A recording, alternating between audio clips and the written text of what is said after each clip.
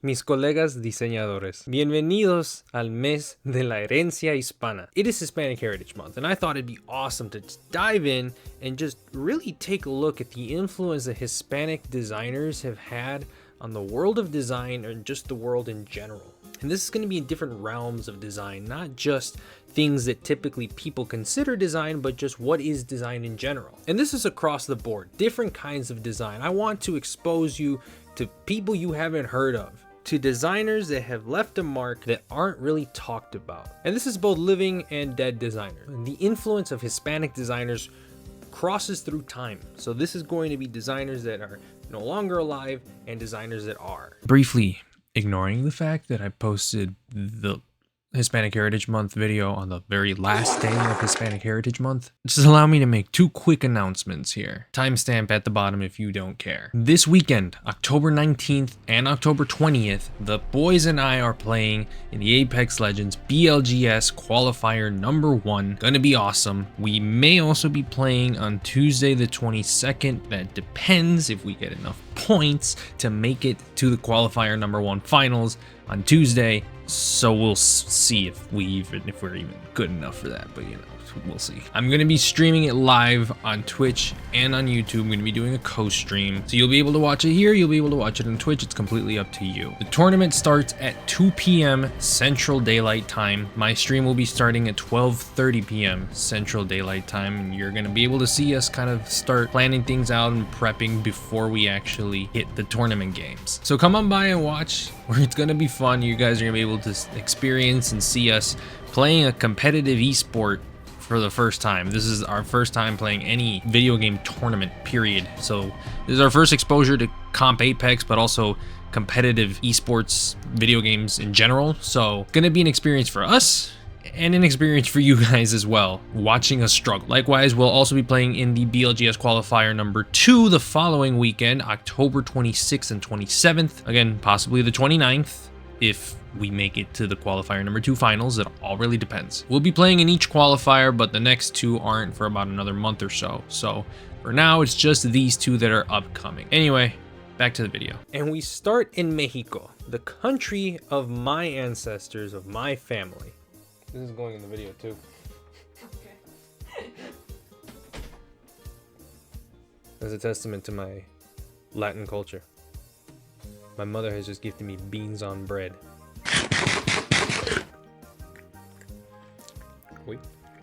You see, sí están calientes. This is all I need to be happy. We start with Luis Barragan. He was a Mexican architect and engineer. He was born in Guadalajara, Jalisco. He was educated as an engineer, and he graduated from La Escuela Libre de Ingenieros in Guadalajara in 1923.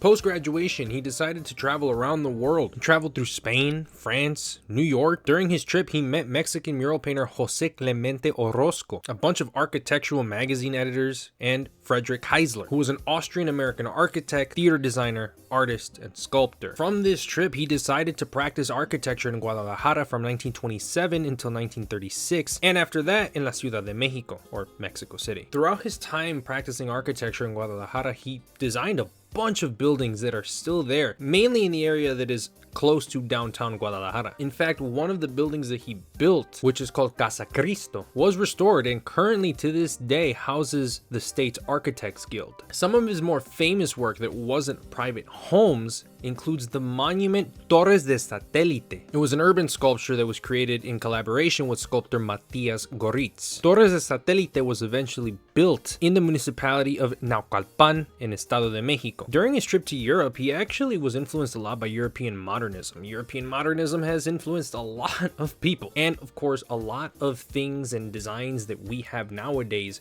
were influenced by European modernism. In fact, after he actually got back to Mexico, a lot of his buildings that he designed show a lot of influence of this modernist technique. The typical clean lines of modernist movement are visible everywhere in his design. However, according to Andres Casillas, who worked closely with him, Barragan eventually became convinced that houses shouldn't be machines made for living, that they shouldn't be cold and just calculate. He was a completely opposed to functionalism. He felt that architecture should be emotional, that it should be natural and free-flowing. He claimed any work of architecture which does not express serenity is a mistake. He also really liked to use dramatic lighting, both natural light and artificial light. In fact, a lot of his homes have a lot of hidden light fixtures, really meant to give his interiors and his architecture a more subtle atmosphere. Next, we move over to the island of Cuba, but not for very long. You'll see what I mean in a sec. Clara Porset was a Cuban-born furniture and interior designer. She was born to a wealthy Cuban family in 1895, and she had the opportunity to travel widely, so she did. The US, even studied in the US for a while. She even traveled to Europe in the 1920s, where she met the founder of the Bauhaus, Walter Gropius. She remained in contact with Gropius as well as another Bauhaus teacher, Hans Emil Meyer, for many years. Eventually, she returned to Cuba in 1932. After her return to Cuba, she briefly served as an artistic director for the Escuela Técnica para Mujeres. But because she was very politically outspoken, she was forced to leave Cuba in 1935, where she ended up moving to Mexico. Mexico is where a lot of her design took place. Through her marriage with painter Xavier Guerrero, she was introduced a lot to folk arts as well as prominent artists of Mexico, which had a massive influence on her career. In the 50s, Ruiz Galindo Industries, or IRGSA, regarded as the best furniture manufacturer in Mexico at the time, considered Porset to be the finest designer at the time. They hired her to develop furnishings for architectural projects throughout Mexico. She signed a contract to develop two different collections, the E series, which was quality wooden office furniture, and the H series, which was metal office furniture. These lines became the most popular furniture options in the country, mainly because of the high level of design, durability, and relatively low cost for what they were. In 1952, Porset curated the exhibition Arte en la Vida Diaria, Exposición de Objetos de Buen Diseño Hechos en México. She unveiled this at the Instituto Nacional de Bellas Artes in Ciudad de Mexico. Here she featured both handcrafted and mass-produced objects. Then in 1959, Porset returned to post-revolutionary Cuba, where President Fidel Castro commissioned her to design the furniture for the school of Camilo Cienfuegos. Before she returned to Mexico in 1963, she also created furniture for a number of other universities, and she decided to return in the end because her plans of opening a design school in Cuba were just not realized. To this day, the Instituto Nacional de Bellas Artes recognized Porset as a pioneer of Mexican modern design by awarding her a gold medal in 1971. The Clara Porset Design Prize has been awarded to Mexican design students since 1993. Next, we head over the ocean to Spain. This name is going to sound a lot more familiar to a lot more. Now, despite anyone's opinions, including my own, about designer fashion and how damn stupid a lot of it is nowadays, you can't argue. You can't really devalue the influence that a lot of it has had on fashion or design nowadays. And so because of that, you can't devalue the influence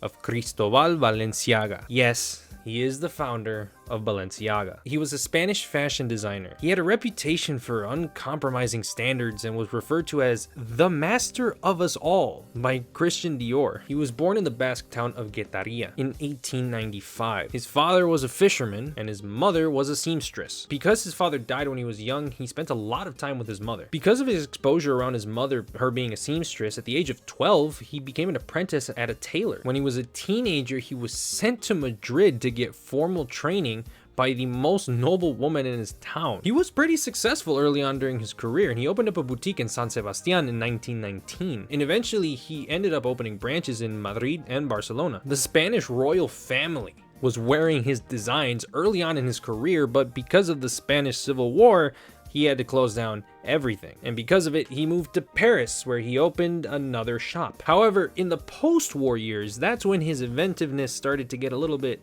well, more crazy. And when you really start to think of Balenciaga and the way that they are, that's where it was born. He made the wedding dress for Fabiola de Mora y Aragon when she married King Baudin of Belgium. He created many designs for socialite Aileen Griffith, diplomat Margarita Salaverria Galarraga, considering them his muses. He taught fashion design classes, inspiring other designers including Oscar de la Renta, Emmanuel Ungaro, and Hubert de Givenchy. His most famous clients were Mona von Bismarck, Gloria Guinness, Grace Kelly, Ava Gardner, Audrey Hepburn, and Jackie Kennedy. He retired the high fashion world in 1968. He was 74 years old. He kind of just lived out his days chilling, eating, painting, and enjoying the company of his Spanish assistants. And yes, he did decide to move back to Spain from Paris. But of course, like I said, despite your opinions on high fashion, as much as I too think it's kind of stupid, you can't deny Balenciaga's influence, and he will go down in history as one of the greatest Hispanic designers of all time. But now we move on to a more recent example, Catalina Estrada. She was born in Medellin, Colombia, and she is still alive. She's 49 years old. She is an artist and graphic designer. She's really well known for her pattern work, and if maybe you're looking at some of this now and thinking you don't recognize it, well, she was also commissioned by Disney to make a lot of promotional content and pieces,